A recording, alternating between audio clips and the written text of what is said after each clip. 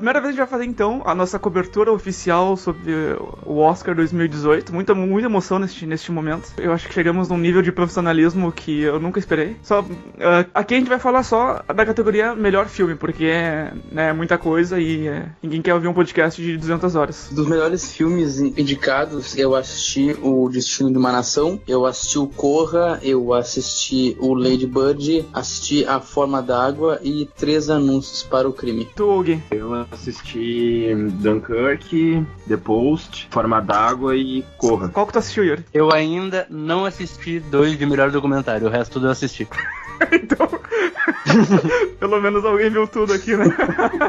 Eu assisti o Me Chame Pelo Seu Nome, o Dunkirk, Corra, o Lady Bird, o The Post, Forma d'Água e 3 Anúncios para um Crime eu tô assistindo ainda. Faltam 10 minutos pra acabar o filme. A credibilidade ainda tá alta, pode tocar. E aí, tá? Quer saber mesmo ou posso passar a pergunta? Vai lá, não. O momento é agora. De nenhum, velho. O Aita é o nosso Yuri Reverso, né? Sei lá que é cinema, velho. Eu não vou no cinema há uns 10 anos, velho.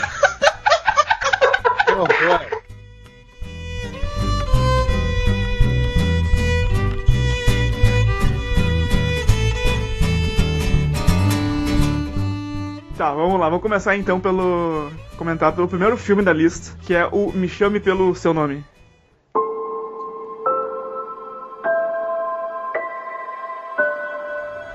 A handsome young knight is madly in love with a princess, and he's totally unable to bring up his love. So one day he asks, "Oh, will one does ever see? Is it better to speak or to die?" Blessed be the mystery of love. I'll never have the courage to ask a question like that. Acho que o Yuri tem que começar falando desse filme. E eu? Só porque eu sou gay? Não, porque tu comentou no filme do Pantera Negra sobre esse filme, cara. Ah, tá, eu fiz isso. Te peguei pelo tua homofobia reversa, né? Vai gravar dele?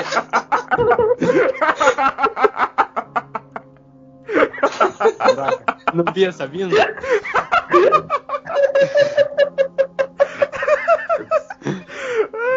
Tá. Então, cara, rapidamente o que eu tinha falado lá no podcast do Pantera Negra, eu acho que ele é um filme importante porque ele é um filme LGBT, mas que foge dos paradigmas dos filmes LGBT, que, aliás, o Brasil, por exemplo, é um dos países que mais produz cinema da comunidade LGBT. Mas é quase sempre os filmes da LGBT, eles sempre tendem a girar em torno do conflito do preconceito, né? O adolescente que tá saindo do armário, os namorados que sofrem com o preconceito da sociedade, enfim. E o que eu acho legal do Me Chame Pelo Seu Nome é que ele é um filme que, na real, fala sobre um romance sem essa interferência. Ele naturaliza o romance gay ali dos dois. E eu acho isso muito legal, que ele vai mostrando essas delicadezas, tipo, sutilezas, até que tem em qualquer relacionamento, começo de relacionamento, os dois marcando se encontrar, os dois ficando ansiosos e tendo aquelas pequenas birras um com o outro, se descobrindo, dando o primeiro beijo, aquela coisa toda. Então eu acho que é um filme extremamente delicado, e o fato dele ser sobre 2 caras, não sobre um cara e uma guria, é só um detalhe. Isso é a parte importante do filme. E é claro que eu acho que é um filme extremamente poético, ele não deixa de levar em conta que são 2 caras e que existe preconceito. O monólogo do pai do guri no final, eu acho que é uma das melhores cenas dentre os filmes indicados ao Oscar aí. Eu acho que se o filme não ganhasse nada, talvez devesse ter um Oscar honorário só por aquela cena, que é maravilhosa. Verdade. Eu concordo. Eu achei ele meio lento no início, assim, mas aí tu vai perceber que ele não é lento, ele tá desenvolvendo mesmo o relacionamento entre os dois de uma maneira não forçada. Essa impossível lentidão que eu tinha interpretado antes, depois tu vai fazer uma análise, o relacionamento entre os dois ali se construindo em pequenos momentos, em pequenas risadas, em pequenos toques, em pequenos gestos. Uma coisa que eu achei muito interessante, a família do guri muito aberta pra sexualidade, que é uma coisa que eu pelo menos nunca vi num filme, um romance LGBT. Eu achei bem atípico e muito interessante. Eu acho legal como eles associam isso, porque a família do guri, ela lida com arqueologia, né, com arte. O pai dele é um professor de arqueologia, né, pelo que eu entendi. E eu acho legal, então, como o filme ele faz essa associação entre cultura, né, entre arte, entre o estudo da história e tal, e essa aceitação de uma coisa que devia ser naturalizada. Então ele praticamente tá te dizendo, né, que você estudar, se você olhar pra trás na nossa história, você vai ver que isso é uma coisa comum, né, até pela ligação que eles têm com as estátuas gregas ali e tal, onde era uma época que conhecidamente a comunidade gay era dominante na sociedade, e até a hora que eles descobrem a estátua lá no fundo do mar, eu acho que aquilo ali tem todo um simbolismo de é impossível tu deixar deixar essas coisas escondidas, sabe? Tu deixá-las pra sempre... Atrás de um falso moralismo, né? Exatamente, tu tem como maquiar isso pra sempre, sabe? Se tu olhar pra trás, tu vai ver que é uma coisa que sempre fez parte da nossa história e que devia parar com essa bobagem de não aceitar só em série naturalmente, como o filme faz. Eu acho que esse é o grande plot do filme. E mesmo assim, ele não romantiza ao ponto de ficar irreal. Por exemplo, no final, tem a questão do casamento, né? Que o cara, ele acaba ficando noivo, e tu vê que ainda assim, apesar de ter uma aceitação do relacionamento dos dois, apesar de ser uma história muito bonita, a sociedade ainda determina que ele tenha um relacionamento com uma mulher. Então ele ainda fica baseado na realidade, não fica algo extremamente utópico, digamos assim. É esse pé no chão que eu digo ali que o filme tem, sabe? Ele não desconsidera que existe o preconceito. Tanto é que o discurso do pai dele, por exemplo, que o pai dele fala que talvez tivesse inclinado pra esse lado também, ele diz que faltou uma coragem, faltou uma iniciativa dele. Eu acho que ele fala muito nesse sentido, assim, de que ele não teve uma inércia na sociedade pra seguir o que ele realmente queria, que ele acabou seguindo mais um caminho convencional que todo mundo mais esperava. Tem uma frase desse monólogo que eu não vou saber replicar exatamente, mas é algo em torno, assim, que às vezes a gente tenta se curar tão rápido que quando chega aos 30 já tá cansado, né? Isso. Eu achei sensacional, assim, tipo, às vezes a gente quer acelerar as coisas, não aceitar as coisas e modificar as coisas do jeito que eles são, e às vezes tu simplesmente cansa, tu vai chegar mais tarde e tu vai estar cansado, tu já lutou tanto que tu não vai ter mais força pra conseguir seguir em frente, que é mais ou menos o que eu acredito que aconteceu com o pai dele. Que daí tu simplesmente se entrega aquilo que as pessoas, né, esperam de ti, porque tu já bateu tanto contra que tu não tem mais força pra continuar. Eu queria retornar uma coisa que o Yuri tinha comentado. Eu não sabia que o Brasil é um dos maiores produtores de filmes nessa temática, cara. Eu soube dessa informação agora que tu contou pra gente. Assim, não estou te xingando, não é uma crítica, só um conselho. Daí, então acho que você tem que sair um pouquinho da sua bolha. A gente, por exemplo, isso é uma informação concreta.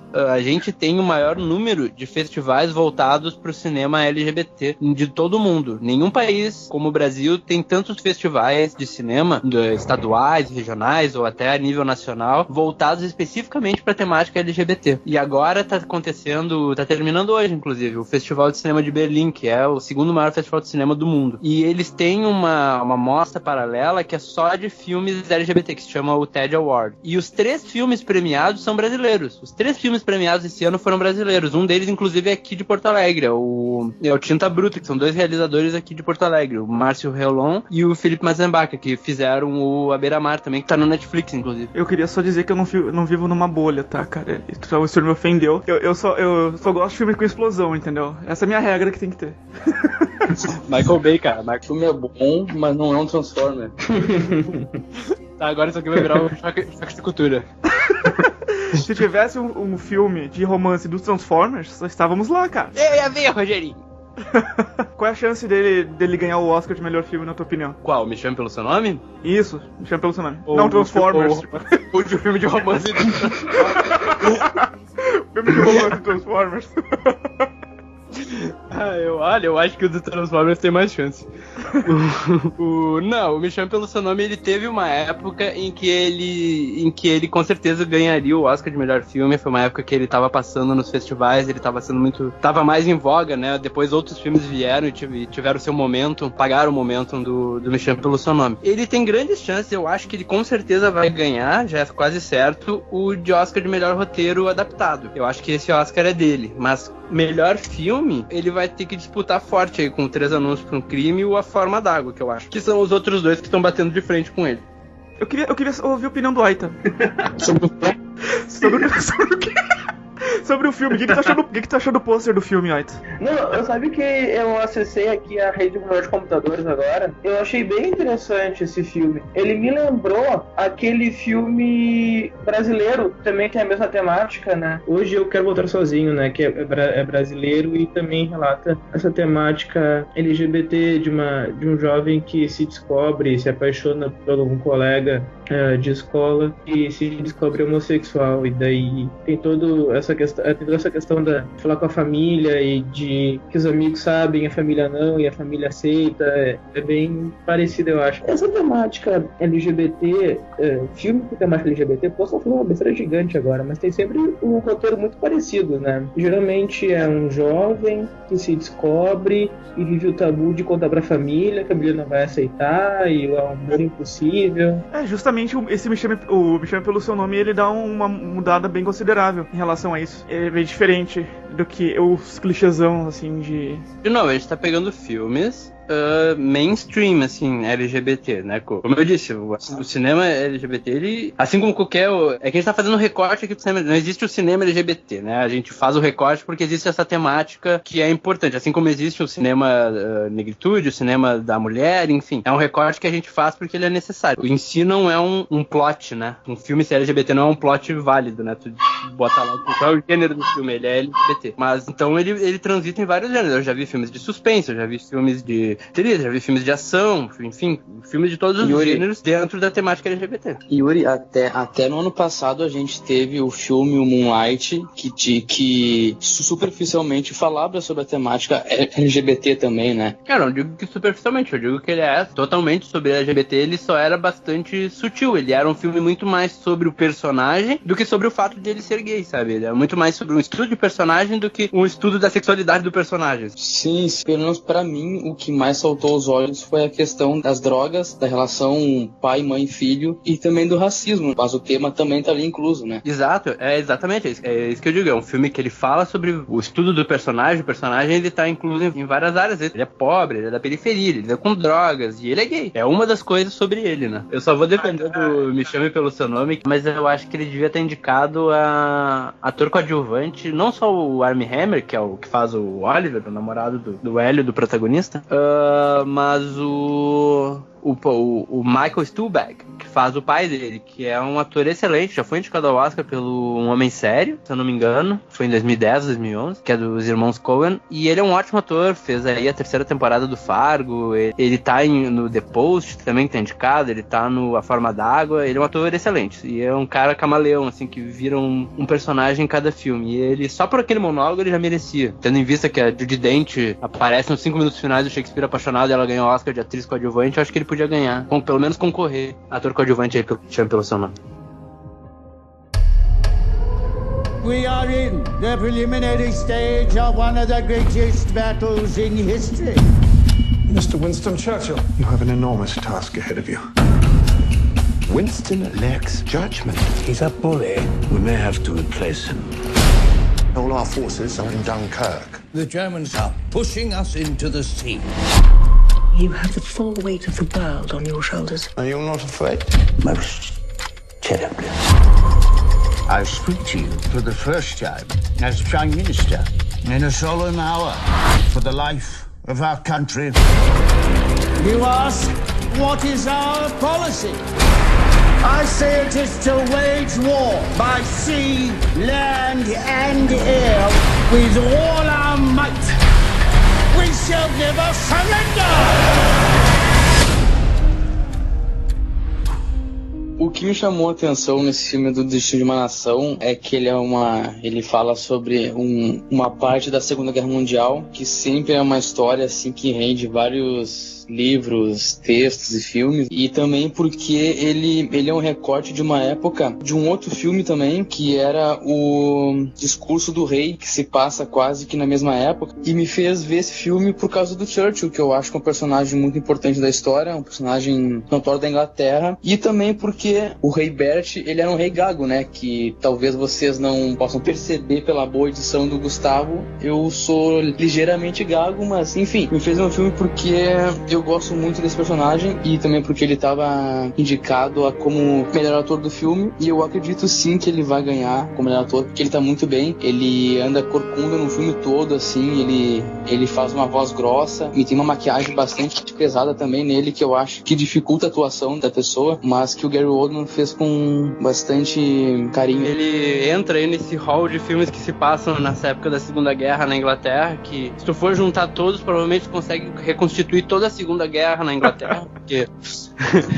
tem o Discurso do Rei, o próprio diretor do Destino de uma Nação, o Joe Wright, já dirigiu o Atonement, que se passa nessa mesma época, e inclusive tem uma cena famosíssima, inclusive, que passa em Dunkirk, nas praias de Dunkirk durante o ataque lá, pega um outro lado ali dessa mesma história. Então agora ele só atravessou pro outro lado do Canal da Mancha, foi lá ver o que estava acontecendo lá com o Churchill enquanto isso. E eu acho legal que o Eloy disse que gosta do Rei Burt, né? E lá a gente teve a interpretação do Colin Firth, que ganhou o Oscar e tal. E aqui a gente tem um outro ator que é excelente também, o Ben Madden, Adamson, fazendo ele, só que alguns anos mais velho. E eu gostei, não sei o que tu achou, Eloy. Tu chegou a perceber que é o mesmo personagem? Eu cheguei a perceber que é o mesmo personagem e, curiosamente, ele não gaguejou. Eu achei isso estranho e tal, mas beleza. Eu também achei legal desse filme que ele traz uma visão do povo sobre a guerra, né? Tem diversas passagens do filme que eles passam assim na cidade e tá o pessoal falando sobre a guerra. Tem até uma cena do filme que é bastante famosa na história, que o Churchill se perde no metrô e fala com as pessoas. Pesquisando nas internet da vida, tu vê sim que a cena não foi como aconteceu no filme, mas que ela realmente aconteceu, que o Churchill se perdeu na cidade e falou com o povo, ela realmente aconteceu, né? É legal tu ver assim a visão da Segunda Guerra por parte do proletariado, assim, do chão mesmo, assim, né? E não por parte dos soldados e dos reis também. Vocês acham que o Churchill ficou muito romantizado nesse filme? O Churchill, ele é sempre romantizado ou demonizado, né? Então, dependendo do filme que tu vai pegar ele é no The Crown, ele é um vilão, né? Aqui ele é o herói. Daí tu vai pegar no Discurso do Rei, ele tá mais pra herói do que pra vilão. Mas é que depende do recorte, porque ele era um cara muito antagonizado, né? E como é que tá o Gary Oldman nesse filme, assim? Acha que ele tem chance de ganhar alguma coisa? Sobre os concorrentes deles como melhor ator, a gente tem aqui o Timothée Chalamet, do Me Chame Pelo Seu Nome, o Daniel Day-Lewis pelo Trama Fantasma, o Daniel Kaluuya por Corra e o Denzel Washington por Ramon J. Israel. Desses todos os filmes indicados como ator, eu só assisti o Corra do Daniel Kaluuya, mas eu creio que sim, que o Gary Oldman vai levar o Oscar de melhor ator, porque ele tá muito bem, ele se entregou bastante ao papel. Já vi algumas outras interpretações do Churchill e eu creio que essa foi a melhor, assim. Não sei se é a mais fiel, mas foi a que eu mais gostei, assim. Mas ainda assim eu tô torcendo pelo Daniel Kaluuya por Corra, que foi meu filme preferido deste ano. Eu vou ficar com...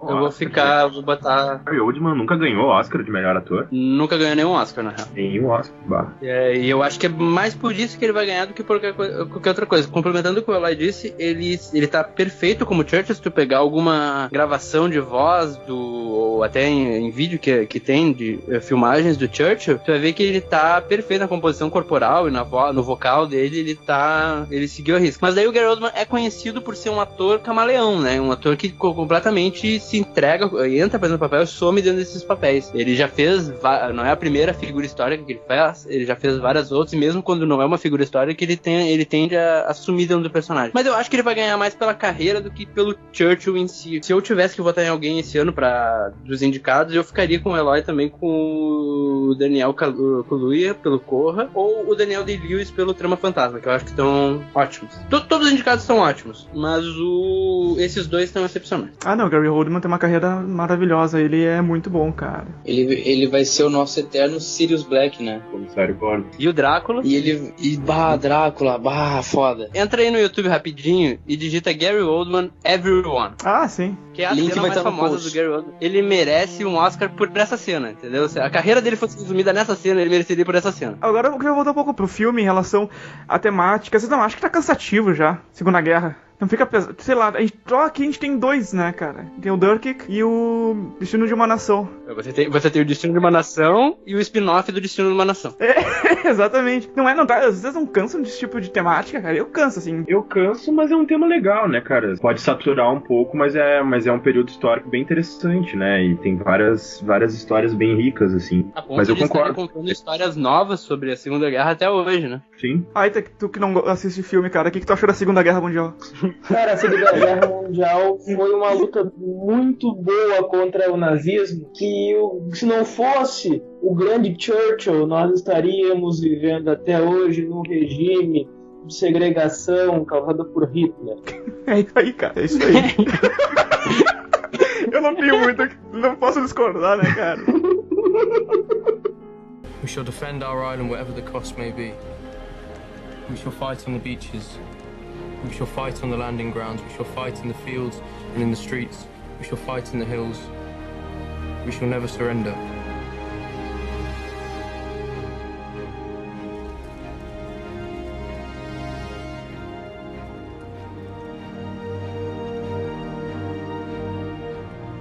And even if this island or a large part of it were subjugated and starving, then our empire beyond the seas, armed and guarded by the British fleet, would carry on the struggle until, in God's good time, The new world, with all its power and might, steps forth to the rescue and the liberation of the old.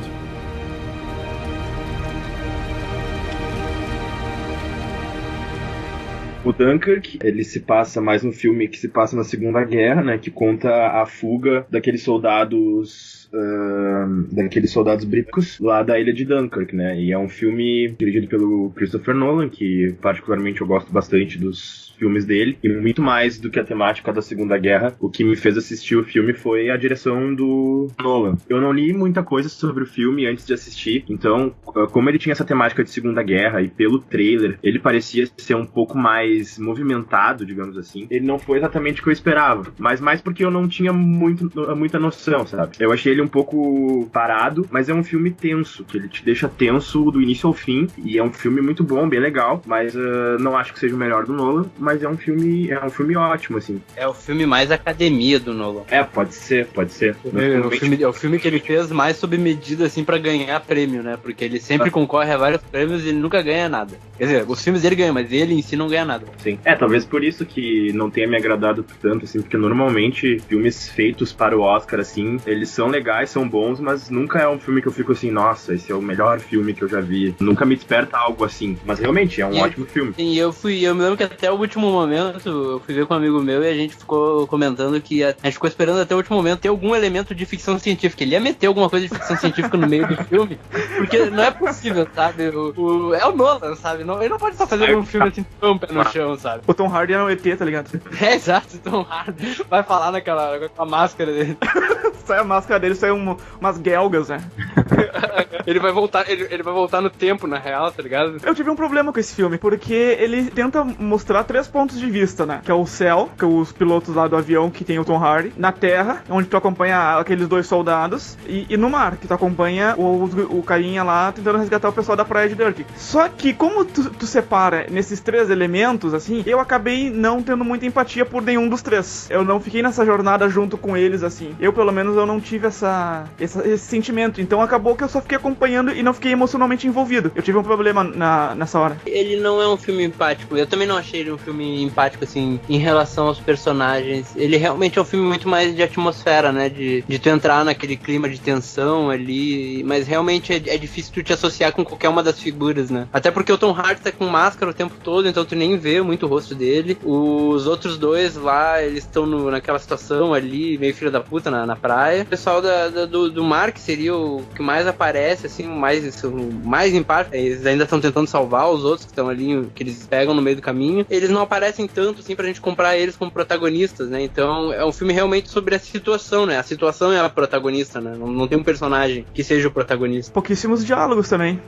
Na minha opinião, o filme não precisava ter diálogo. Eu acho que se o filme tivesse cortado completamente os diálogos, ele teria sido um exercício de gênero ainda mais legal. Porque ele já é praticamente um filme mudo que não depende de diálogo, sabe? Se fosse só efeito sonoro, só imagem, eu acho que ele seria ainda mais legal. Mas, enfim, não atrapalha também. No filme do Churchill, essa Operação Dunkirk, ela é citada várias vezes, que quem criou essa ideia e quem salvou esses soldados da praia foi o próprio Churchill, né? Então seria interessante, assim que terminar de ver o Destino de uma Nação, assistir o Dunkirk, que é outra parte da história. Até no final do Dunkirk tem o discurso do Churchill, né? E tem no filme do Churchill, esse discurso que ele dá no final do Dunkirk tem no filme do Destino de uma Nação. Como o Yuri tinha dito, é um spin-off. Mas é spin-off por spin-off, como eu disse, o próprio diretor do Destino de uma Nação, Joe Wright, já dirigiu o Atonement, que também tem uma parte que se passa em Dunkirk, né? Que tem um plano sequência, não um plano sequência, um plano longo, na real, que passa por toda a praia de Dunkirk durante um ataque, e é lindíssimo esse plano sequência. Procurem, se vocês puderem procurar aí no YouTube, o plano sequência do Atonement, que é muito legal. Vocês acham que o Nolan tem chance de ganhar como melhor diretor? Como o Yuri falou, ele fez esse filme pra isso. Então eu acho que ele fez o filme bem redondinho ali, com todos os atributos necessários pra ganhar. Eu não sei, eu não vi tantos filmes, né, que estão concorrendo, então eu não sei se tem um, assim, que seja mais moldado do que Dunkirk, mas é isso que a crítica vem falando, né, desde que o filme estreou aí. Os filmes do Oscar, eles têm momentos, né, eles têm aqueles momentos em que eles estão mais mais em voga e que se a premiação fosse naquela hora, ele ganharia com certeza. O Dunkirk, ele estreou lá no meio do ano, porque o Nolan, né, ele lança filmes de verão, né, no verão dos Estados Unidos, lá são os blockbusters. Então naquele momento, com certeza, ele teria ganho, tanto é que o favoritismo dele se manteve tão alto que o filme chegou aqui indicado, né, que normalmente filmes que estreiam lá atrás não são nem indicados aqui, perto do Oscar. Essa é a força do Dunkirk, né, que ele estreou lá no meio do ano passado e agora tá indicado aqui. E ainda assim com favoritismo pra ganhar alguma coisa. Então eu diria que o favorito hoje, absoluto pra ganhar de melhor diretor, é o Guilherme Del Toro, pela Forma d'Água, até porque ele ganhou todos os outros prêmios até agora. É um diretor também que já é falado pra se ganhar o Oscar há muito tempo. E eu acredito que, a não ser que haja uma grande divisão de opiniões aí, o Christopher Nolan vai acabar se favorecendo e ganhando, porque ele seria o segundo favorito. Ele seria o favorito. É que o Guilherme Del Toro agora tá no momento de ganhar. Se a premiação semana que vem ainda tá dentro do momento onde ele vai acabar ganhando, muito provavelmente. Mas se der alguma enfraquecida, alguma coisa assim, eu acho que o Nolan com certeza ganha. Agora o comentário final, Jack Dunn, que se passa na praia. Então tu gosta de praia? Eu não sou muito fã de praia, não. Mas o que eu tô vendo é que já é o segundo filme indicado ao Oscar com temática de Segunda Guerra Mundial. Aí eu tenho um questionamento para os especialistas da mesa. Por que 2 filmes, não sei se tem outros, mas no mínimo 2 tem, com a temática Segunda Guerra Mundial? Segunda Guerra Mundial é uma catarse humana que durou 5 anos e rende história até hoje. I'm bringing you home. How bad can it be? Can I see your license, please? He wasn't driving. I didn't ask who was driving. I asked to see his ID. Call me Dean and you're hungry, my man. I would have voted for Obama for a 3rd term. Get out. Something is weird. It's the people. Get out. Something wrong? I can't move. You've been chosen. Get out. We're so scared. Get out. Get out.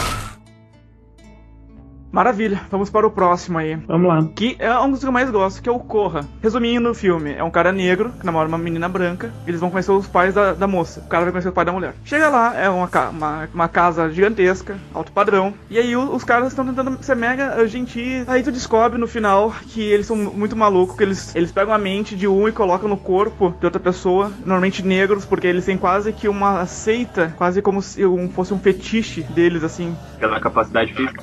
Isso, aí eles e o cara simplesmente sai, mata todo mundo e vai embora. Esse é o resumo do filme. A gente tá dando spoiler assim, né? Aqui não tem nessa, Yuri. Aqui spoiler é vida. Então tá, ainda bem que eu vi o filme tudo, né? Eu pensei que ia ser muito diferente. Me surpreendeu a full. Foi muito bom. Eu achei muito bom. Eu acabei de assistir, tô meio impactado ainda, curti bastante. Achei muito legal como eles construíram toda essa questão, essa crítica social sobre o racismo, e como eles construíram toda a história, né? Desde aquela cena em que o pai da Rose tá mostrando pro Chris, que é o personagem do Daniel Kaluuya, tá mostrando aquela foto do pai dele, né, o avô da Rose, que perdeu, não lembro agora se foi as Olimpíadas ou sei lá, alguma competição de atletismo pra um atleta negro, né? Jesse Owens nas Olimpíadas de 36 ou 38, se eu não me engano, que foi em Berlim. Foi na Berlim nazista já. Começa aí, né? Começa aí a eles construírem, a eles irem jogando esses elementos que eles se encaixam e depois formam, né, aquele final que a gente descobre que eles trocam os cérebros. Trocam os cérebros não, né? Eles pegam uma parte do cérebro e transferem para um corpo de uma pessoa negra por ela ter, teoricamente, mais capacidade física, né? E tem várias coisinhas, né? Tipo aquela cena em que o Chris acorda no meio da noite e vai tomar um ar e daí ele vê o jardineiro correndo lá. As cenas em que a Georgina, né, que é a governanta da casa, assim. Pontos que eles vão armando, assim, que depois tudo se encaixa no final, e isso foi uma das coisas que eu mais gostei no filme. Tem uma, diz assim, que o meu pai gostou tanto do Obama que se pudesse votava no terceiro mandato pra ele. Cara, muito bom, velho, muito bom. Sempre tem aquele tiozinho meio racista que não é racista e ele fala um troço desse. Eu tenho até amigos que são, né? E é foda, cara, que ele vai pincelando, né, essas coisinhas, assim, e aquela do Tiger Woods também, ele fala, não sei o que, você joga golfe. Cara, é muito legal, o cara meio que é uma atração pra aquele grupo ali, né, ele é uma coisa tão diferente pra eles, tão exótica, que ele não fica natural, né, não fica um comportamento normal, e o cara sente isso, né. Eu revi o filme e eu acho muito legal, porque é a primeira vez que tu vê, tu tá tentando descobrir o que tá acontecendo, então tu tá descobrindo o filme filme junto com o personagem, tá descobrindo o plot ali junto com o Chris, né? E na segunda vez que tu vê, já sabendo onde vai dar aquilo ali, é ainda mais interessante tu notar essa sutileza, assim, o modo como eles falam com ele, as coisas que eles perguntam pra ele, tu vê que eles passam avaliando ele do começo ao fim do filme, né? Inclusive, o negócio da guria não querer que ele seja parado lá pela polícia, lá que ele não mostra a carteira pra polícia no começo do filme, tu percebe, é porque ela não quer que tenha registro que ele tava ali, né? Sim, tanto aquela cena em que eles estão jantando e que o irmão dela começa a fazer várias perguntas pra ele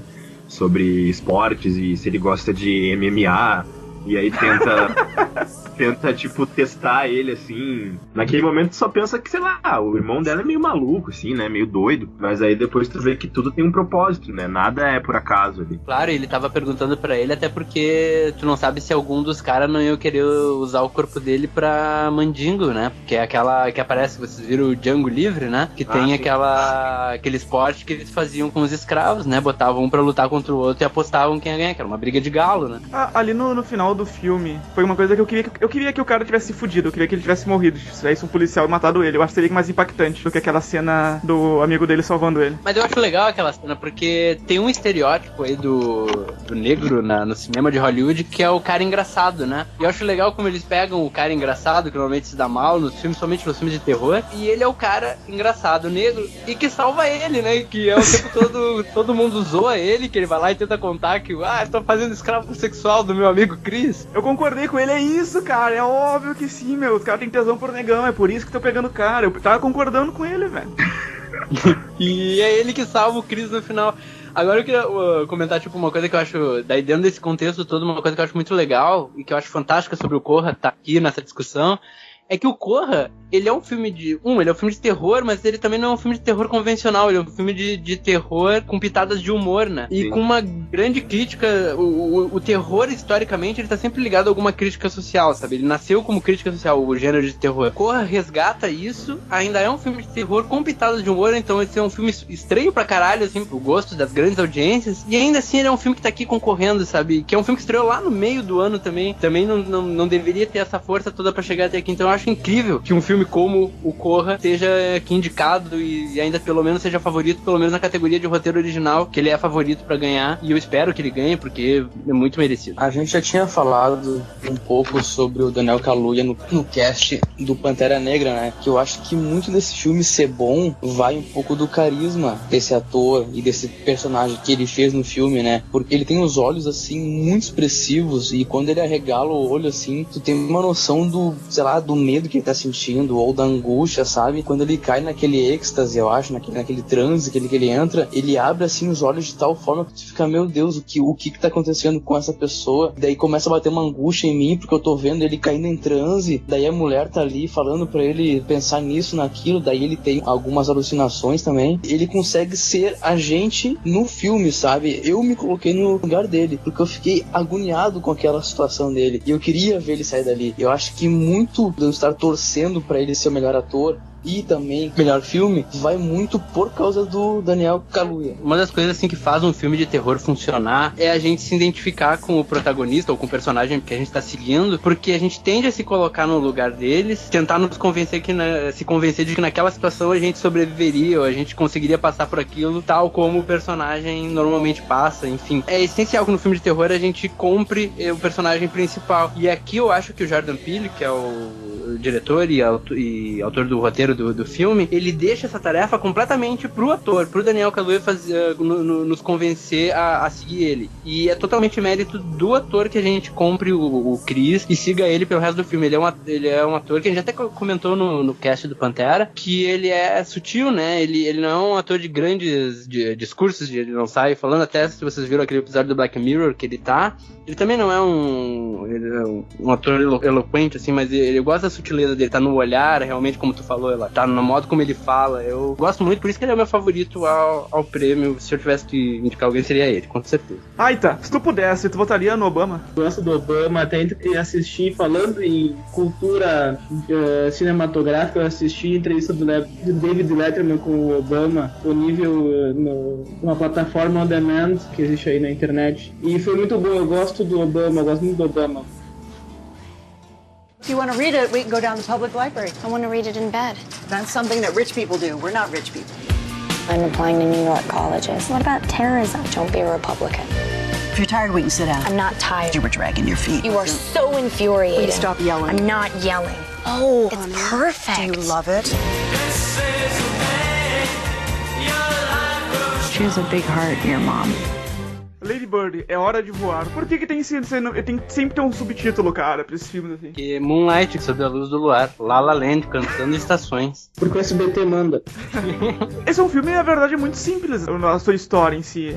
Ele é um desenvolvimento da guria ali e das suas relações, do drama familiar também. Ela tá bem naquele momento de vestibular, onde tá escolhendo uma universidade. E tu vai acompanhando isso. Eu gostei pra caramba da guriazinha, eu achei ela uma atriz bem legalzinha. Eu consegui ficar cativado pela história, pela família. Eu me vi em muitos momentos, assim, em discussões que eu já tive com a minha família. Isso que é o grande ponto positivo do filme, que tu consiga se identificar. São questões que praticamente todo o ser humano moderno, adolescente, passa em certo momento da sua vida. Eu acho que é bem isso aí. Trama fantasma. Não, pera. Eu também assisti, mas eu não terminei de ver, porque eu achei muito ruim. Vai te catar ela. Cara, não, é que eu achei ruim porque, primeiro, tem uma cena, que é bem no início do filme, tá? Que a guria e a mãe estão conversando no carro. Eu não lembro qual era o contexto, e só que eu sei que a guria abriu a porta do carro e saltou do carro com uma velocidade de 80 km por hora. Eu falei, não, peraí, gente, pelo amor de Deus. Quem é que em sua consciência salta de um carro? Beleza, eu continuei vendo o filme, tranquilamente. Aí eu vi que eu não consegui me identificar com a atriz, com a personagem. E eu vi que aquele...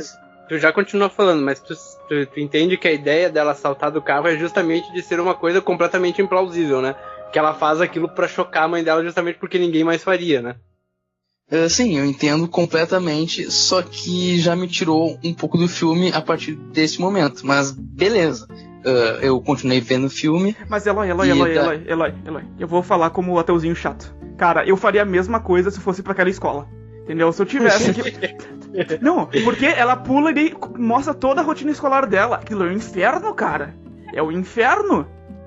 Eu acho que a cena que me colocou no filme foi aquela ali. Que eu tava tipo, vai ser um filme sobre a relação dela com a mãe dela. Ok, que interessante, já vi só 1 milhão de filmes sobre isso. Mas daí a guria pula do carro, deu, gostei dessa personagem, ela já é diferente das outras que eu vi, entendeu? Não, beleza, eu concordo com tudo isso que vocês falaram e tal. Mas ainda assim, mesmo que eu não tenha gostado desde o início, eu continuei achando o filme. E eu achei que eu não me identifiquei com a personagem. Eu não quero parecer que eu estou falando mal do filme e que ele é ruim. Eu achei um filme muito bonito. Eu não consegui identificar muito bem a época do filme. Creio que seja entre os anos 90 e os anos 2000. 2002, né? É do início fala. 2002, Eu achei...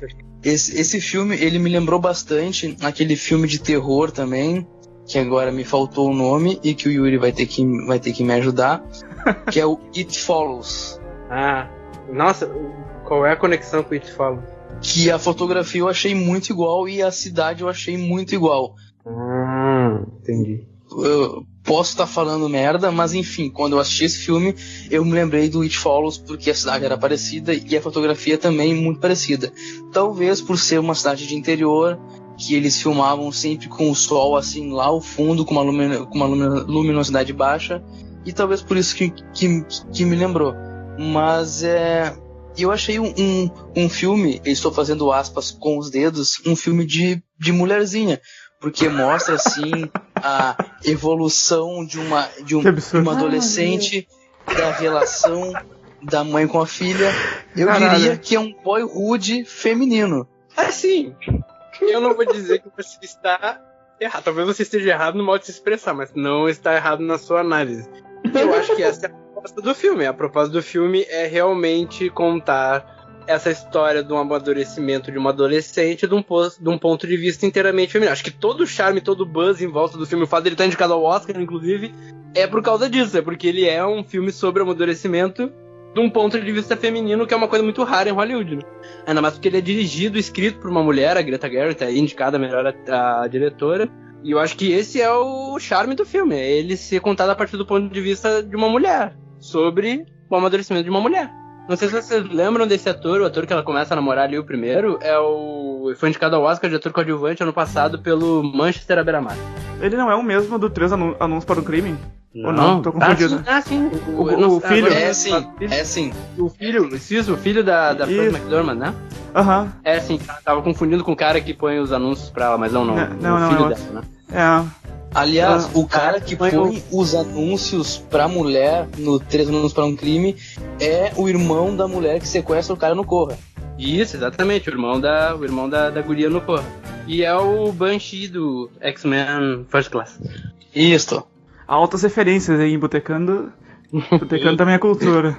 Só finalizando o Lady Bird, que eu acho que então o interessante dele é isso, que ele é um filme delicado. A importância dele aqui é que ele é um filme extremamente delicado e dirigido e completamente contado a partir do ponto de vista de uma mulher e que ele não só a partir da visão da Greta Gerwig, que é a diretora e roteirista do filme, mas da própria atriz, a Saoirse Ronan, que ajudou a compor a personagem e tal. Ela já participou de várias entrevistas e tal, em que ela contou que ela fez parte do processo de criação da Lady Bird, né, a personagem.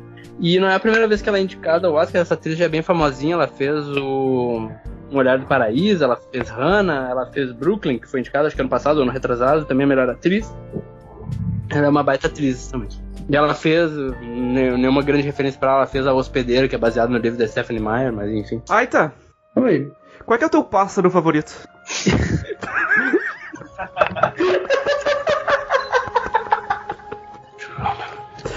Eu acho que é importante a gente ter teu ponto nesse filme. Eu gosto de calopsita, cara. Calopsita, mano. Putz, eu também gosto, cara. Calopsita, eu nunca tive uma, mas eu gosto bastante. Qual é aquela piadinha na internet do Gol, se o Gol com não sei qual outro carro a 80 km por hora emparelha ou não, como é que é? Ah, é um carro... tem vários. Tipo, tem um Fusca e uma Ferrari, ambos 80 km por hora. É um carro pica e não sei o que. É o carro... Você acha que se ela pulasse do carro pica, ela ia morrer ou ela ia só quebrar o braço? Porra, meu, é isso que me incomodou. Ela só quebrou um braço, velho. Tá, eu vou fazer um... Ô, Eloy, aparece o velocímetro do carro. Aparece que elas são muito... Eu de fato não me lembro isso, isso não me chamou a atenção. Eu não me recordo, mas eu acho que não aparece o velocímetro, mas eu creio que ela estava numa highway de pelo menos 60 km por hora, creio eu. Mas ela pulou ali no acostamento, ela no matinho, na palha seca. Mata. O Eloy, o Schwarzenegger caindo do avião, tu aceita, né? A guria cair do carro, tu não aceita, Eloy. Cara, não é um Transformers, mas o filme é bom, cara. Fosse aqui na Ipiranga, ela tinha caído no dilúvio, daí sim tinha morrido. Mas aí seria o Werner Schulman daí.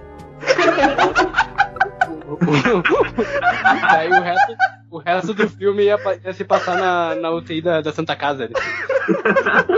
Isso. E se ele morresse, seria uma trama fantasma? O que quer dizer que vamos passar para o próximo.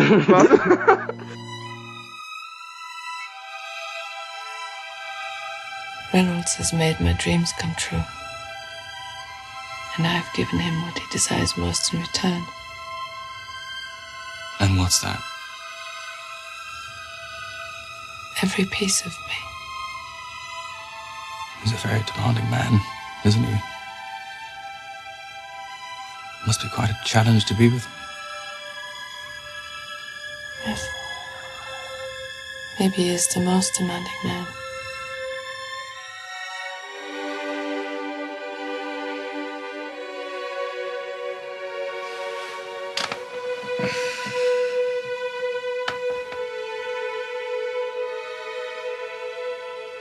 If you want to have a staring contest with me, you will lose.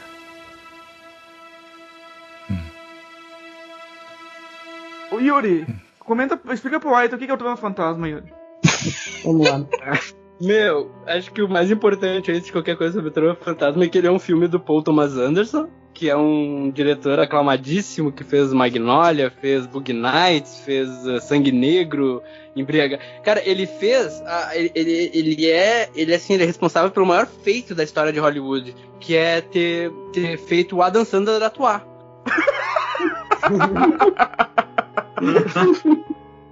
Ele fez um filme com o Adam Sandler chamado Embriagado de Amor, em que o Adam Sandler é um autista que se apaixona por uma prostituta e daí ele vai tirar as contas com a prostituta que enganou ele, roubou o dinheiro dele, enfim. Mas é uma comédia romântica meio estranha e é um filmaço, que é Embriagado de Amor, o Punch Drunk Love, o nome do filme. E eu acho que... sempre lembrando, Yuri, que em breve teremos um podcast sobre a filmografia do Adam Sandler, né? Meu Deus. Tá esquematizado já. Tá, meu Deus, ok. Então é isso aí. Esse aí é o ponto alto da carreira do Adam Sandler, quando ele, né, quase chegou perto de fazer uma atuação. Então o Paul Thomas Anderson fez Sangue Negro, fez O Mestre, fez Vice Inerente. E é um diretor que já foi indicado ao Oscar de melhor diretor outras vezes. Já deveria ter ganho aí pelo Magnolia, já deveria ter ganho melhor filme. Sangue Negro já deveria ter ganho melhor filme, melhor direção também. E a outra coisa é que esse filme supostamente é a aposentadoria do Daniel Day-Lewis, que é o ator que, junto com a Meryl Streep, é o ator que mais venceu Oscars, né? Os dois estão empatados com 3 Oscars. E ainda que o Daniel Day-Lewis esteja um pouquinho na frente, porque os 3 Oscars dele são de melhor ator, enquanto um dos da Meryl Streep é de atriz coadjuvante, né? Isso supostamente diminui um pouco o ranking dela. Superestimada. Hã? Superestimada essa mulher aí. Ela é demais, para. E supostamente o Daniel Day-Lewis, e ele também é conhecido por ser um daqueles atores metodistas que se ele vai interpretar um açougueiro, ele vira o açougueiro. Se ele vai interpretar um cara que costura, que nem agora aqui no filme, ele vai virar costureiro. E então supostamente esse é o filme de despedida dele, da carreira de ator. Então ele também está indicado a melhor ator também. E é um filme sobre um estilista dos anos 50 que se apaixona, não, ele leva modelos pra viver com ele, pra ter como amantes na mansão dele lá. E uma delas é que ele ia descartar como todas as outras e acaba ficando, insistindo, e ele acaba desenvolvendo aí uma relação meio doentia com ela lá de disputa de poderes dentro da casa. E é um filme tenso pra caramba. Eu gostei pra caramba. É o meu favorito. Dos indicados a melhor filme, acho que é o meu favorito, junto com o Me Chame Pelo Seu Nome. Maravilha, cara. Eu acho que eu não tenho nada pra comentar. Só que eu vi o trailer. Não vi, desculpa, não deu tempo. Então deixa eu assumir o host aqui, já que vocês não viram. Vocês viram algum dos outros filmes do Paul Thomas Anderson? Ou do Daniel Day-Lewis? Eu assisti o Lincoln dele, eu acho. Eloy, tu assistiu Gangues de Nova York, não assistiu? Sim, também assisti. É um dos meus filmes preferidos. Só que eu me lembro desse filme muito, muito mais por causa do Leonardo DiCaprio do que do Daniel Day-Lewis. Mas o filme que eu gosto... Sim, eu lembro. E ele é um açougueiro e tal, né? Mas o filme que eu mais gosto dele, na verdade, é o do que ele interpreta o Lincoln. Spielberg, sim, o Lincoln. O filme. Isso, que esse filme, sim, é muito bom também. E não confundir com o Lincoln, um caçador de vampiros, que saiu na mesma época, né? Muito melhor. Seria no mínimo interessante ver o Daniel Day-Lewis, um ator da envergadura do Daniel Day-Lewis, caçando vampiros, mas tudo bem. Vestido de Lincoln. Seria massa, cara. Oi, tá. Corte e costura, qual a tua opinião? Cara, minha mãe é costureira, né? Olha só. Então eu tenho muito respeito pelo ofício, que praticamente paga algumas contas aqui em casa, né? Então tá. Você acha que a gente tem como costurar esse filme com o próximo indicado? Talvez isso aconteça. You may think that thing looks human, but the thing we keep in there is an animal.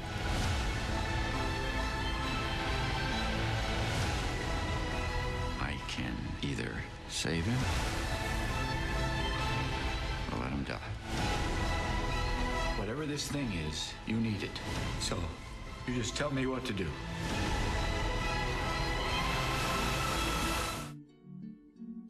Eu senti falta de uma frase nesse filme, A Forma da Água.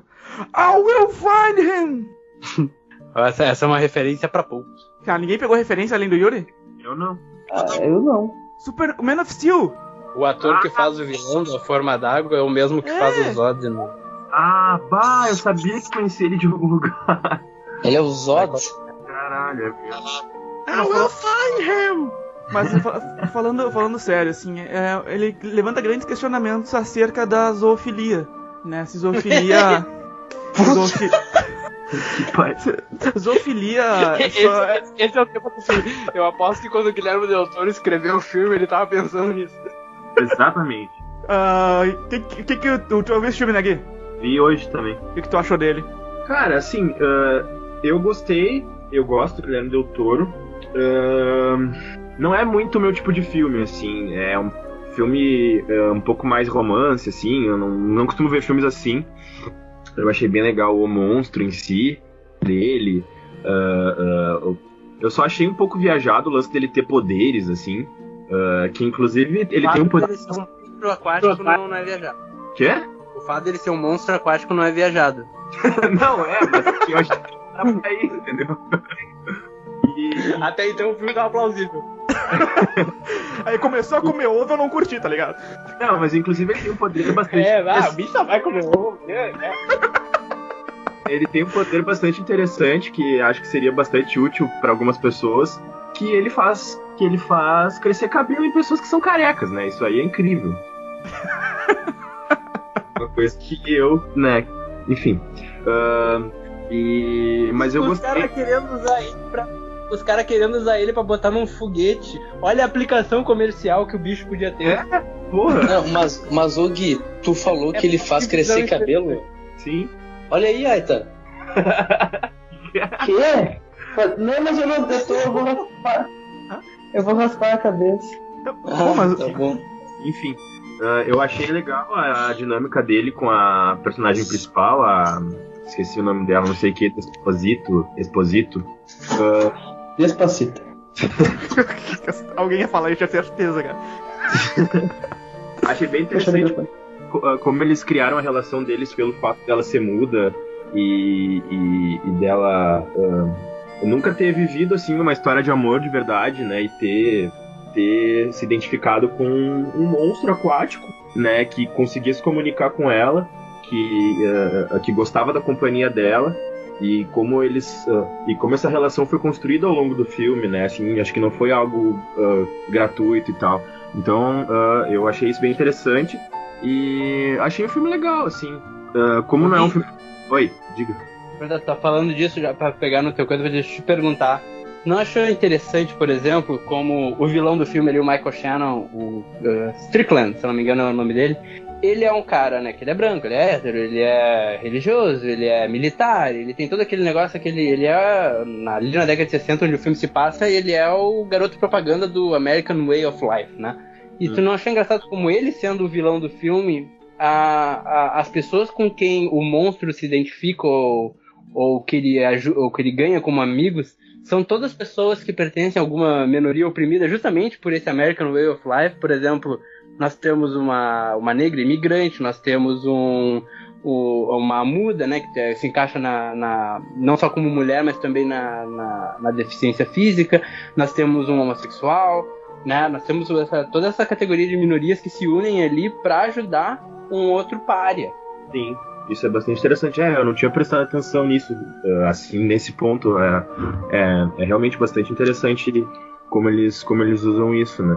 E o vilão do filme, eu achei ele bem sádico, assim, eu gosto desse ator, né? Eu não tinha reconhecido ele, mas eu sabia que eu tinha visto algumas outras coisas dele, mas não tinha reconhecido ele como Zod. E ele tem um aspecto, assim, bastante vilanesco, né? E eu acho ele muito bom. Mas, enfim, é um filme legal, mas... assim, de todos que eu vi, não é o meu preferido, né? Então, não sei. Cara, deixa eu apontar. Não é um furo, mas é uma coisa meio engraçada, porque eles disseram que acharam ele num rio na Amazônia. E daí depois o cara diz que tem que botar sal na água dele. Ele diz, mas não tem sal na água do rio da Amazônia. É verdade, eu achei isso estranho também. É verdade. Mas, enfim, certos nativos tocavam sal também na água pra ele, vai saber, né? Então, eu achei um filmaço, achei que se ele ganhar com o melhor filme, que ele é um dos favoritos, ele eu acho que vai ser muito merecido. E provavelmente é o filme mais maduro, assim, do Guillermo del Toro, que sempre trouxe essa temática dos monstros, dos fantasmas. O último filme dele, o Colina Escarlate, também era sobre um filme com um olhar mais empático com as assombrações, né? Ele tem essa coisa de pegar monstros como protagonista, tanto é que ele foi o diretor dos 2 Hellboy, né? E não só todos os quesitos técnicos do filme, que é um crime, por exemplo, o filme não tá indicado a melhor maquiagem, que gostando ou não do filme, tem que admitir que a maquiagem do bicho tá excelente. Sim. Mas tirando todos os quesitos técnicos do filme, até as coisas mais óbvias, tipo como o verde é super presente no filme pra mostrar a presença do bicho, né? E eu acho que como roteiro, como filme mesmo, é uma história muito delicada, muito bonita, sobre que não é bem uma Bela e a Fera, mas é sobre justamente isso, sobre empatia com aquilo que é diferente, com aquelas coisas que a gente segrega normalmente, sabe? Tipo, ela muda, o cara homossexual, a negra, o imigrante, e o monstro, sabe? O monstro tá ali simbolizando todos eles, né? O monstro, como eu disse, vem do cinema de horror, e como a gente tava falando antes do Corra, o cinema de horror sempre teve ligado a essa coisa da crítica social. E principalmente na época ali do Monstro da Lagoa, que é de onde surgiu aí a ideia do Monstro da Forma d'Água. Então eu acho legal ele trazer esse resgate, não é à toa, eu acho que ela mora em cima de um cinema e que o filme se passa ali na década de 60, que é bem no auge, onde esses filmes de terror com crítica social estavam em voga, por exemplo, né, foi onde os zumbis nasceram, né? Na verdade, Eloy, tu assistiu esse aí? Eu assisti, sim. Eu gosto muito do Guillermo. Ele é um dos meus diretores preferidos, ele é bastante nerd, e tanto ele fez aquele filme lá, o Pacific Rim, que é um dos meus favoritos também. E eu não me interessei tanto pelo monstro assim, em si, eu fiquei muito mais apegado aos aspectos técnicos do filme, a fotografia, a maquiagem, a iluminação, assim, que pelo menos eu achei um filme bem escuro. Não sei se ele realmente é escuro ou não. Eu também percebi essas cores verdes para representar a cor do bicho, né? Mas eu achei um filme ok. Eu não creio que ele vai ganhar o filme de melhor... eu não creio que ele vai ganhar o de melhor filme, mas eu acho que ele pode ganhar os prêmios técnicos, sim. E talvez o Guillermo ganhe o de melhor diretor. Talvez até então, eu acho, tendo em vista as outras premiações, ele é o favoritíssimo. Ele ganhou tudo até agora. Ele tá bem no momento dele de ganhar como melhor diretor, e merecidamente, né? Porque assim, é tipo um caso do Gary Oldman, sabe? Não quer dizer que talvez esse não seja o melhor filme dele. Eu achei um filmaço, mas não é todo mundo que concorda. Mas pela carreira, então, né? Se não por esse filme, então pela carreira. Porque é o cara que fez Hellboy, fez o Labirinto do Fauno, fez até o Colina Escarlate, que eu acho, fez o Pacific Rim, que eu também adoro, né? O Círculo de Fogo, fez Espinha do Diabo, fez Cronos. Nossa, é um cara que tem um currículo maravilhoso. Eu não acho que esse seja o melhor filme dele, mas que ele merece com certeza ganhar como melhor diretor, talvez para uma compensação de trabalhos passados. Acho que ele merece com certeza. Ok, legal. Eu confesso que eu senti um nojinho na cena do banheiro lá, que eles começam a se agarrar lá. Eu fiquei meio tipo... Mas tirando isso... A gente tem que comentar... Ô, Gustavo. Oi? Tem que comentar que a Sally Hawkins está indicada a melhor atriz, né? E pelo menos das indicadas, ela é a minha favorita. A Sally Hawkins, eu acho que ela tá das melhores atrizes que estão indicadas. A gente vai falar, acho que depois da Frances McDormand e da Meryl Streep, que a gente vai falar dos filmes, né? Mas da Sally Hawkins, ela seria minha favorita. Eu acho que não só pelo fato dela não poder usar palavras para se expressar, mas por todo a delicadeza que ela põe no olhar e no modo como que ela faz os gestos, que ela implica a eloquência dela, né? Quando ela tá irritada, quando ela tá com urgência, quando ela tá com medo, quando ela tá sendo romântica ou engraçada, tá tudo no modo como ela põe a postura, né? E se não por nada disso, pelo momento que ela manda o cara se fuder em libras, tá ótimo. Eu concordo contigo. Aquela cena que ela tá falando com o artista que ela mora perto ali, onde ela tá tentando convencê-lo a ajudar o Homem-Anfíbio. Cara, eu achei aquela cena maravilhosa, assim. Toda a expressão dela, tu sente a gana, a vontade dela de pegar e ajudar, passar por essa injustiça. E o cara, né, depois ele tem uma experiência muito negativa, E daí volta que ele percebe, nós aqui somos excluídos mesmos, eu só tenho tudo, só tem a mim, então vamos nos ajudar. Eu acho que é uma mensagem bem bonita e interessante. Ele também tá indicado a melhor ator coadjuvante, o Richard Jenkins. E escreve o que eu tô dizendo. Pra algum dos dois, eles vão colocar essa cena que tu citou aí, eles vão colocar essa cena lá no videozinho, lá na hora de apresentar os indicados no Oscar. Se não pra ela, pra ele, porque essa cena, eu acho que é a cena mais... o ápice de atuação dos dois, assim. Concordo. Eu tenho uma pergunta mais relevante pro Aita. Se tu tivesse que escolher um peixinho pra ter em casa, qual seria? Eu já tive Beta, né? Eu gosto de Beta. Já tive Beta. Eu acho que ele era um menino. E daí vai entrar em outro filme que já foi, né?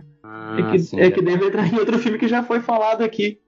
Tu acha que se tu tivesse apaixonado pelo Beta, tu acha que teria que ter sido mostrado um filme assim mais... sem a parte do preconceito, assim, sobre o romance entre tu e o Beta? Eu acho que seria meio injusto com o Beta, né? Seria muito...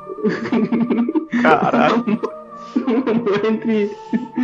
com o Beta seria bem injusto pra ele, porque ele estaria mal ele sentiria muitas dores, eu acho. O Beta não te ligou de volta, é isso? Gente, só pra deixar claro, zoofilia é um crime, tá?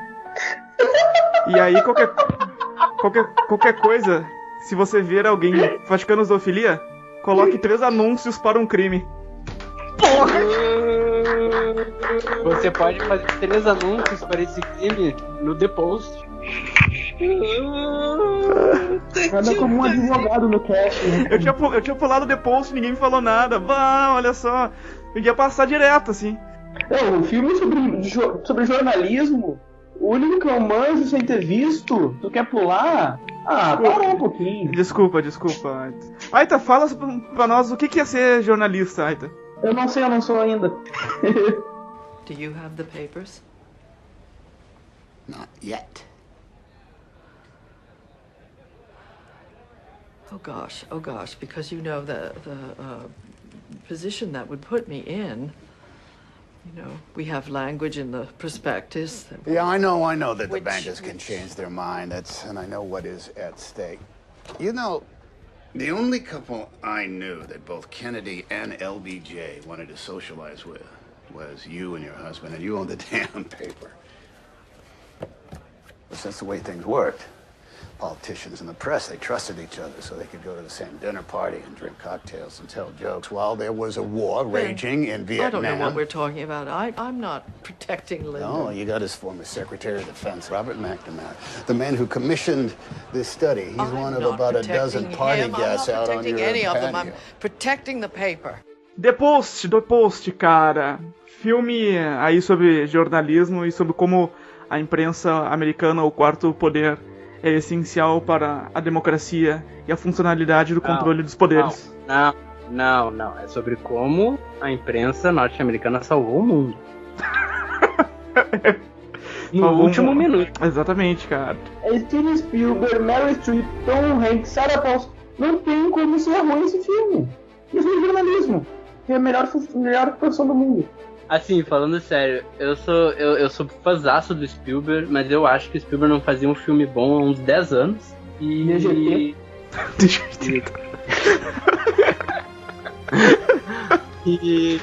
depois, eu acho que quebrou esse jejum. Acho que depois é um filmaço. Não é o melhor filme do Spielberg, né? Mas é um bom filme que funciona. Uhum. E eu acho legal, ele tem uma mensagem correta. Ele é um pouco, né, utópico demais quanto à mensagem dele sobre o jornalismo salvar o mundo, tendo em vista a situação atual aqui, pelo menos no Brasil. O famoso pão com ovo. Né? Mas ainda assim não tá errado, sabe? Eu acho que o Spielberg é sempre moralista pra caralho sobre qualquer coisa, né? Se faltasse assunto, o Spielberg provavelmente faria um filme moralista sobre não pisar em formigas, né? Mas esse filme, eu não vi o filme, tá? Mas ele faz um relato histórico ou ele fala sobre os dias atuais? Não, ele é um relato. Ele se passa nos dias logo antes dos anos 70, né? Oi? Exatamente, década de 70. Logo antes, ele se passa na semana antes do Washington Post ter publicado os documentos sobre o Vietnã, sobre o governo ter mentido sobre a guerra do Vietnã. Tu, como jornalista, deve ter estudado esse caso, pelo menos. Lá na ordem de algum monte de... Mas... que em seguida foi o mesmo The Washington Post que fez a denúncia depois sobre o Watergate, né? Que daí tem o filme Todos os Homens do Presidente, que é... acho que é o filme mais famoso sobre jornalismo. Mas eu acho que justamente por ele se passar numa época em que os recursos eram mais limitados, ele fica um filme... ele é uma história melhor para te discutir esses valores mais intrínsecos, mais inerentes, deveriam ser mais inerentes do jornalismo, né? Tipo... a averiguação, que são coisas que justamente hoje, por causa da internet, por causa da dinamicidade das informações hoje, são coisas que estão modificando a área do jornalismo justamente por causa disso. Então, é um filme que, justamente pela limitação de recursos da época, ele torna essas questões mais claras, sabe? Tipo, tu vai discutir, a gente vai liberar esses documentos, a gente não vai prejudicar ninguém liberando esses documentos, a gente vai estar fazendo a coisa certa ou é só por orgulho, sabe? Eu acho que é um filme que, de um modo ou de outro, levanta todas essas questões. E como muitos outros filmes que vemos hoje, e filmes até um pouco mais antigos que nós problematizamos hoje, tudo a gente tem que ver o contexto histórico em que se passava a situação, né? Então, The Post passa na década de 70, onde a sociedade pensava de um jeito, a sociedade americana pensava de outro jeito, né? Porque cada país tem sua sociedade e cada sociedade pensa de uma forma. Então, nos Estados Unidos pensava de um jeito muito diferente do que pensa hoje. Os Estados Unidos sempre foi muito liberal, de querer do governo sempre ser muito aberto e deixar tudo muito às claras no papel, né? Porque a gente sabe que qualquer governo tem seus segredos, né? Mas são coisas que eram... E o americano tem em si uma coisa muito nacionalista, né? De defender o país, de defender a nação. E documentos que falem sobre a atuação do seu país em uma guerra que perdeu, né? Sempre gera muito... Sim, pois é, mas a guerra do Vietnã sempre foi uma guerra que não era muito aceita pelo povo na época, né? Exatamente, por isso mesmo eles vendiam que estavam ganhando, né? Exato. E daí, então eu acho que é muito importante ter esse relato histórico hoje para saber como é que era a situação na época e como é que é hoje a mudança de pensamento, a evolução de pensamento, a evolução de cultura, a evolução de como tratamos a informação hoje. Exatamente. E se tu pegar a década de 70, que foi quando aconteceu esses escândalos, do The Post, do Todos os Homens do Presidente, a Guerra do Vietnã e tudo mais, é uma época muito parecida com o que a gente está começando a viver hoje, porque nós estamos vindo de uma época de uma abertura política, assim, democrática no mundo e que agora está se voltando para uma onda conservadorista por todo o mundo, sabe? Nós temos o Trump nos Estados Unidos, nós temos, né, o vampiro aí no Palácio Planalto, Então a gente está vivendo uma época que é muito parecida com o que o mundo estava experimentando na década de 70, né? Guerras lá no Oriente, um grande ceticismo político em todas as nações, né? E isso está se convertendo na cultura. Nós estamos produzindo obras na literatura, no cinema, na música, muito mais céticas, muito mais sombrias, mais objetivas, né? Que foi exatamente o que aconteceu ali na década de 70. Nós vamos ter uma mudança de paradigmas aí por enquanto, e eu acho, na real, o timing perfeito, assim, para se lançar The Post. Porque, como tu disse, é uma comparação daquela época com a nossa, e a gente está vivendo uma época, dadas as devidas proporções, que é muito parecida com aquela que o mundo estava vivendo na década de 70. Uhum. Eu achei ótima a discussão, não poderia ter acrescentado nada. O que vocês comentaram, não vou fazer perguntas, piadinhas pro Aita, porque ele foi muito útil nessa discussão. Obrigado. Eu cresço em grandes disputas, né? Não, a gente tinha falado anteriormente, ali no privado, sobre esse filme, né? Que filme sobre jornalismo sempre me parece um pouco pedante, assim... Nada contra o filme, nada contra os jornalistas, mas esse filme em específico e aquele outro filme que também ganhou o Oscar de melhor filme, o Spotlight, eles me parecem tanto pedantes assim, que os jornalistas são os super-heróis da era contemporânea, assim, que eles vão salvar o mundo, que eles vão trazer a verdade, assim, sabe? Sei lá, posso estar sendo preconceituoso, mas enfim. Você tá sendo preconceituoso. Deixa eu te explicar por quê. A gente vive numa democracia, tá? Vamos fazer um experimento social, que você está vivendo uma democracia, na teoria, né? Ok. Sim. Ok. Qual é o teu... Qual é o modo que tu sabe que tu tá vivendo numa democracia? Como é que tu sabe do que tá acontecendo do outro lado do país e sabe que a democracia tá sendo exercida lá? E como é que tu pode garantir que isso vai continuar sendo fiscalizado por ti como cidadão? Pelo Twitter. Através da informação...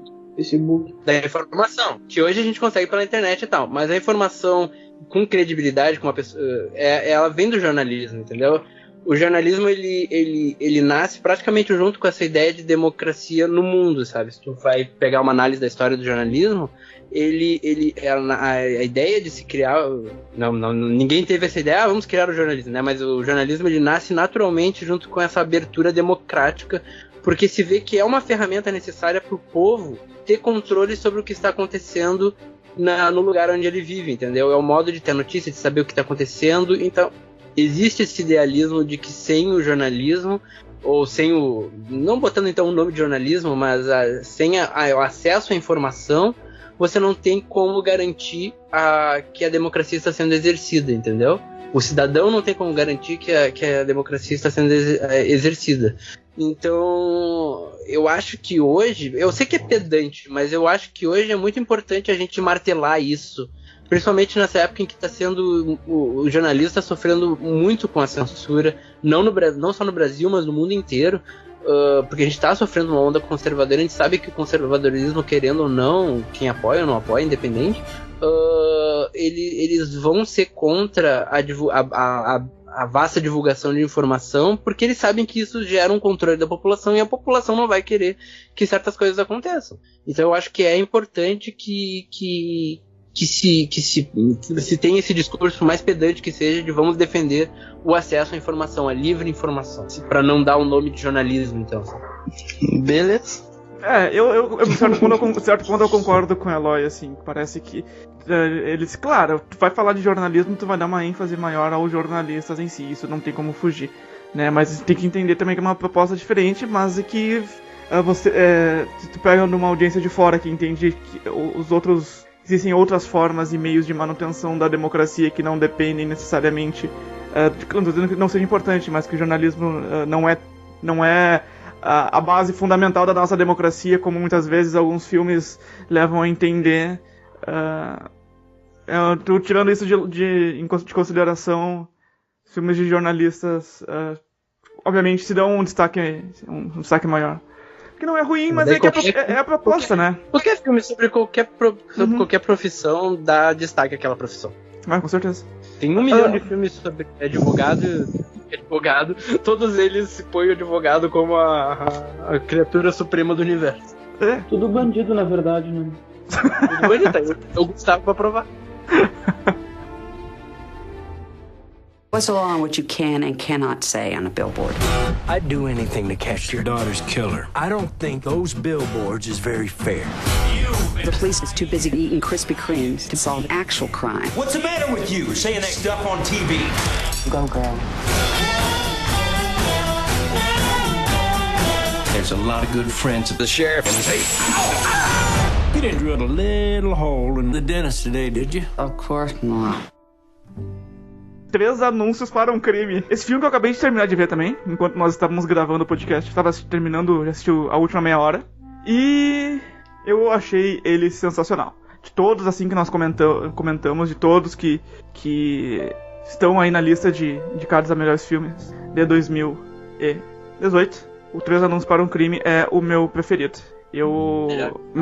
Longa-metragem, não melhores filmes, a gente não tá falando dos melhores documentários, nem melhor animação, nem melhor filme estrangeiro, nem melhor curta.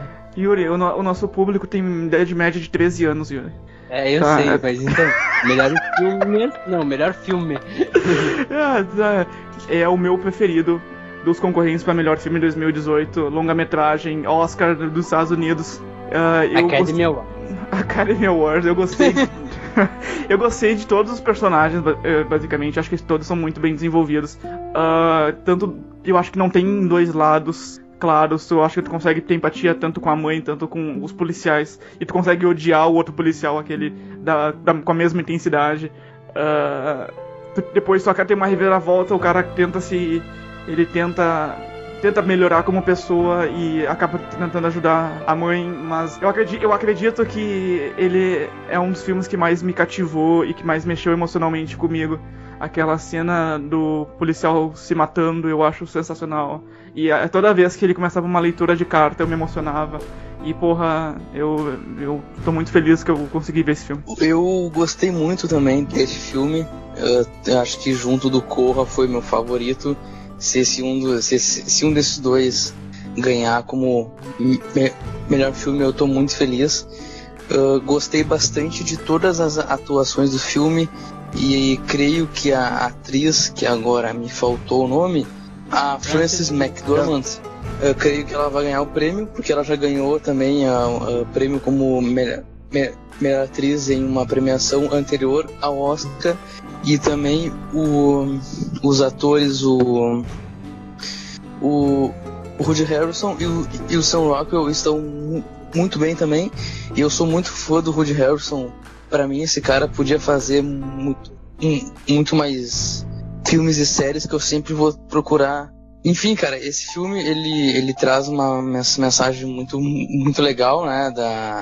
Ele fala sobre vários assuntos, sobre a mulher, sobre o preconceito com negros, com anões, sobre o porte de armas nos Estados Unidos. Ele fala um pouco de cada polêmica, assim, e ele é bastante pesado também, porque ele mostra a morte do cara, assim, ele mostra um dos delegados pegando fogo também no corpo. Enfim, eu gostei bastante desse filme, e se ele ganhar o Oscar de melhor filme, eu vou ficar bastante satisfeito. Eu gostei muito do filme. Esse diretor, o que eu me esqueci agora o primeiro nome dele, mas é o McDonagh, o segundo nome dele. Ele já fez outros dois filmes que são ótimos também, que é o Na Mira do Chefe, com o Colin Farrell e o Ralph Fiennes, que faz o Voldemort aí no Harry Potter, que é muito bom. E ele fez também Sete Psicopatas e um Schweitzer, mas esqueci o nome agora da raça do cachorro, que também é com o Woody Harrelson. Também esse filme é maravilhoso. E daí agora ele fez então aí 3 Anúncios para um Crime, e que eu acho que é um filmaço, que provavelmente vai ganhar a melhor atriz. Ela é a favorita, como o Eloy disse. Ela já ganhou outros prêmios antes, então ela é a favorita para ganhar como melhor atriz. Frances McDormand aí, que já fez vários papéis, é casada com um dos irmãos Coen, agora eu não me lembro quem, e ela fez o Fargo deles, concorreu a melhor atriz, se não me engano, pelo Fargo. E acho que é uma formação pesada, é um filme que as pessoas de vez em quando interpretam errado, dizendo que é um filme racista, porque defende um personagem racista. Eu acho que não tem nada a ver. Acho que ele mostrar um personagem racista não tem nada a ver com que ele defendeu um personagem racista. Eu acho que ele condena muito o personagem do Sam Rockwell, e o Sam Rockwell, inclusive, que é um ator aí de filmes menores, quase sempre coadjuvante, tá muito bem indicado. Ele e o Woody Harrelson, qualquer um dos dois que levar, pra mim, tá merecidíssimo.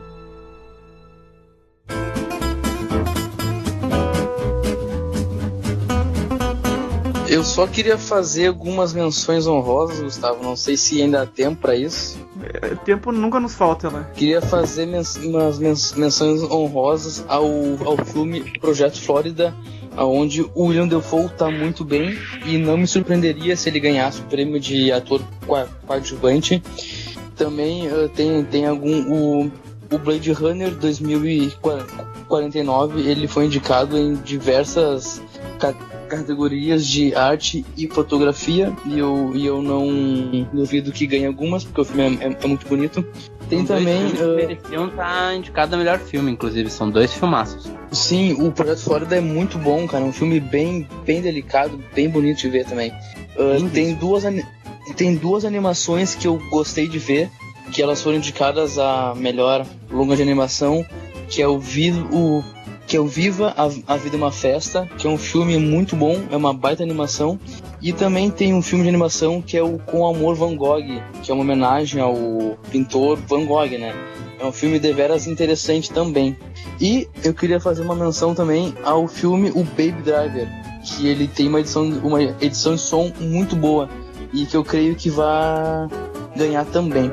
Eu acho que eu vou corroborar as menções honrosas do Eloy, são filmaços. Corroborar que o Com Amor Van Gogh é um filme que é todo feito com telas, como se fossem as telas do Van Gogh, todo no estilo de pintura do Van Gogh. O Baby Driver devia ter indicado a melhor roteiro também, ele acabou perdendo um pouco de força, porque ele é um filme que tem o Kevin Spacey, né, e todo mundo sabe das polêmicas que deu com o Kevin Spacey, mas que bom que tem indicado a melhor montagem, as categorias de som, que são categorias em que realmente ele merece ser indicado, e o Projeto Flórida, além disso, além do William Dafoe, que eu ficaria muito feliz se vencesse como o melhor ator coadjuvante, eu muito teria indicado a menininha Brooklyn Prince, a melhor atriz mirim, não me interessa, porque ela tá esplêndida no filme. Ela ganhou um prêmio recentemente de atriz revelação, mas eu não sei qual é o nome do prêmio agora, né? O BAFTA, é o Oscar britânico. Isso, pode ser. Ô Yuri, faz o teu jabá do teu site lá, cara, onde posta as críticas que são sempre ótimos. Ah, sim, se vocês quiserem, quem quiser acessar, saber mais do que eu falo sobre os filmes, que comentei vários indicados ao Oscar, inclusive, classedecinema.blogspot.com.br ou no site papodecinema.com.br, que eu também escrevo para eles. Ambos linkados aqui embaixo no post. Então é isso aí, gente. Muito obrigado, valeu e foi ótimo.